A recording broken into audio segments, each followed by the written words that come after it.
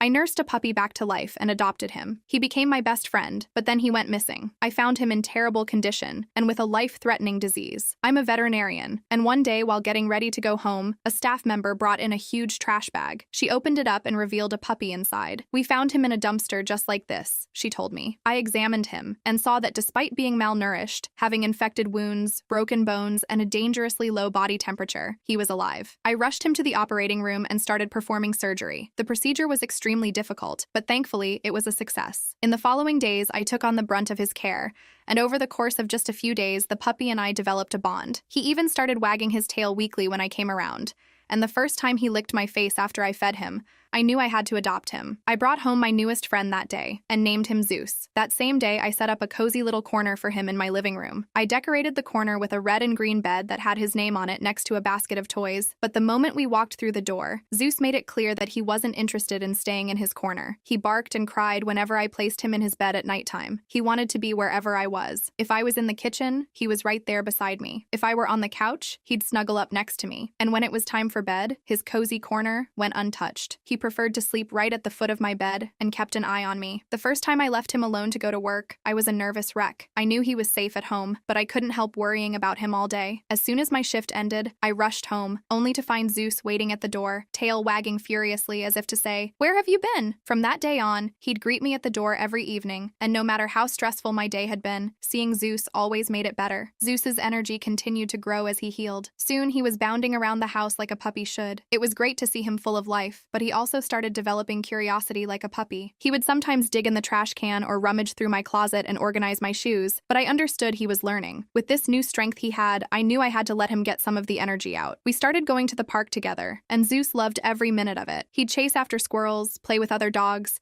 and run circles around me until we were both exhausted. It was incredible to see how far he'd come. However, there was one major encounter which I really did not like. Zeus was a very friendly dog, and oftentimes when I'd throw a ball for him to go catch, he'd run too fast or get way too excited, fail to slow down in time, and crash into the shin of a passerby. Most of the time, people didn't mind. They'd pet him and laugh or look up at me and signal what a cute dog he was. Well, that was until he crashed into a total Karen. As soon as he lightly impacted her leg, she tried to kick Zeus, and not just once, but twice. The second kick connected, and I heard him yelp. I instantly rushed over and started asking her what the hell was wrong with her. She started yelling at me that I need to put the dog down because it clearly cannot behave normally. We ended up getting into a huge argument, and throughout the course of the argument, Karen raised her hand almost as if she was about to slap me. That's when Zeus started growling aggressively while looking at her and showing his canines. She put her hand down and walked off. That's a core memory of mine with Zeus, one that proved our bond. One day, after a long and stressful shift, I came home to find that Zeus wasn't waiting for me at the door. My heart sank immediately. I called his name, but there was no response. I searched the house, growing more frantic with each passing second, but Zeus was nowhere to be found. My mind raced as I tried to figure out how he could have gotten out. I checked every door and every window, and then I saw a small gap in the backyard fence, barely noticeable but just big enough for Zeus to slip through. I was freaking out inside as I ran out into the yard, calling his name. I ran up and down the street, knocking on neighbors' doors, asking if anyone had seen him. As I rushed past my neighbor's house, I noticed an elderly woman who lived next door, standing on her porch, watering her plants. She was always outside, tending to her garden or sitting on her porch. If anyone had seen something, it would be her. I hurried over and asked her if she had seen Zeus. She paused and then nodded. She had seen Zeus just moments ago by the old oak tree at the end of the street. Without wasting another second, I turned and ran to the oak tree. But when I got there was nothing. No sign of Zeus. I called his name repeatedly, but he didn't appear. I searched around the tree, checked the bushes, and even peered into the nearby yards. Still nothing. I made my way back to the elderly woman's house. I needed more details. What did the dog look like? But when I asked, she admitted that she hadn't had her glasses on at the time. Her vision wasn't clear, and she couldn't say for certain if it had been Zeus. I asked my other neighbors if they had seen Zeus anywhere, but no one had. Tears welled up in my eyes. I needed to calm down to think clearly, but the fear was overwhelming. The thought of losing Zeus forever was unbearable. I couldn't let that happen. I wouldn't. I felt this cold dread settle over me as I realized that he was out there somewhere, alone and scared. Night fell, and I was still out searching for him. I called out his name into the darkness, but there was no sign of him. I didn't sleep that night. I just kept thinking about Zeus, out there in the cold, maybe hurt, maybe lost. I couldn't shake the guilt I felt for not noticing the gap gap in the fence, for not keeping him safe. The next morning, I printed out flyers with Zeus's picture and distributed them all over the neighborhood. I called every shelter and every vet's office, hoping that someone had found him. But the days passed, and there was no word. Zeus had vanished. I was heartbroken. The house felt so empty without him. I missed his little quirks, the way he'd follow me around, the way he'd curl up beside me, or how he'd chase someone on TV depending on where on the screen they were. I missed his energy so much, it was hard to function without him. I couldn't believe that after everything we'd been through, after all the progress he'd made, he was just gone. Then, a week after he disappeared, I got a phone call from an unknown number. It was from a shelter about 30 miles away. Someone had found Zeus wandering the streets and brought him in. I couldn't believe it. I jumped in my car and drove to the shelter as fast as I could. When I walked in, I saw Zeus curled up in a corner, looking exhausted and dirty. He looked so small and vulnerable, and my heart broke all over again. But when he saw me, his eyes lit up, and he struggled to his feet, wagging his tail weakly. I rushed over and scooped him up, holding him close as tears fell down my face. He was safe. He was back. The ride home was quiet. Zeus was so tired that he just curled up in the passenger seat and slept the whole way. When we got home, I gave him a warm bath, cleaned his fur, and fed him a special meal. He ate slowly. He was clearly still worn out from his ordeal, but I could see the relief in his eyes. He was home, and he knew it. After that scare, I fixed up the backyard fence, making sure there were no more gaps or weak spots. I also started being more careful with Zeus. I kept a closer eye on him whenever we were outside. I couldn't bear the thought of losing him again. But just when I thought things were getting back to normal, Zeus started acting strangely. He was lethargic, didn't want to eat, and seemed uncomfortable. My first thought was that he might be coming down with something, so I took him to the clinic for a full checkup. What I found was far worse than I expected. Zeus had a life-threatening piece of plastic that got stuck in his intestines. My heart dropped when I saw the x-rays. It was likely caused by something he swallowed while he was missing. The only option was surgery, and it had to happen fast. The thought of performing such a delicate procedure on my own dog was terrifying, but I knew I had to do it. I had saved him once before. I could do it again. That night, I prepped the surgery room. I kept telling myself that Zeus was a fighter, that he'd pulled through worse before. But as I started the surgery, the fear haunted me. This was different. Every cut and every stitch felt like a weight on my chest. The surgery was long, and there were moments when I doubted myself, but I tried to push through. I looked over at the clock, and it was 3 in the morning. I had performed this surgery on him for hours, and the fatigue was beginning to set in. Just when I thought I couldn't make it, I slammed an energy drink and kept going. Finally, after what felt like an eternity, I removed the blockage. I carefully stitched Zeus up, then sat by his side and monitored him closely. The hours that followed were some of the longest of my life. I barely slept, watching his vitals and praying that he'd wake up and be okay. The room was quiet except for the steady hum of the monitors. I sat beside Zeus. My eyes were heavy from exhaustion, but I couldn't tear them away from him. He was lying so still, his tiny chest rose and fell ever so slightly. The surgery had taken everything out of both of us, and now all I could do was wait. My chest ached with anxiety. Then the sun began to rise and light began to creep through the blinds. Zeus's eyelids twitched, and his body shifted slightly as he began to wake up. Slowly his eyes opened and he looked at me. He gave a soft whimper, and I felt my heart swell with relief. He was alive. He had made it through. I reached out, gently cradling his head in my hands, and pulled him close. I held him tightly, and slowly he started to recover. His breathing steadied, his color improved, and after a few days, he was back on his feet, wagging his tail and following me around the clinic. Zeus had done it again. He had beaten the odds, and I couldn't have been prouder. As the months passed, Zeus returned to his old self. We went back to our usual routine, playing at the park, cuddling on the couch, and going for long walks. One winter evening, as snow began to fall, Zeus and I were playing in the backyard. He loved the snow, the way it crunched under his paws, and the way the flakes would land on his nose. But that evening, as he chased after a snowball, he collapsed in the snow, struggling to breathe. My heart leaped into my throat, and I scooped him up, feeling how cold he was. I rushed him to the clinic. Once there, I did everything I could to warm him up, to stabilize him. He had developed hypothermia, likely worsened by his previous health issues. I worked through the night just as I had done when I first found him, refusing to leave his side. By morning, Zeus was stable, but I knew then that I had to be even more mindful of him. He needed extra care, and I was determined to give him that. The years that followed were filled with a bittersweet joy. Zeus seemed to recover, but he was slower and more tired. Zeus was getting older. His once endless energy began to fade, and he started to slow down. His muzzle turned gray. He spent most of his days resting in his favorite spot by the window, watching the world go by. I made sure to spend as much time with him as I could, cherishing every moment. One night, as we sat together on the couch, Zeus curled up beside me and rested his head on my lap. I petted him and whispered to him how much I loved him. Sometime during that very night, Zeus passed away peacefully in his sleep. When I woke up and realized he was gone, my heart broke. He had passed, laid in his favorite position, on the foot of my bed in a ball next to me. I buried Zeus in the backyard, under the tree where we used to play. As I stood there in the cold winter air, I felt an overwhelming sense of loss, but I also felt gratitude for the time we had and for the joy he brought into my life. Zeus had become my family. He taught me that life is precious,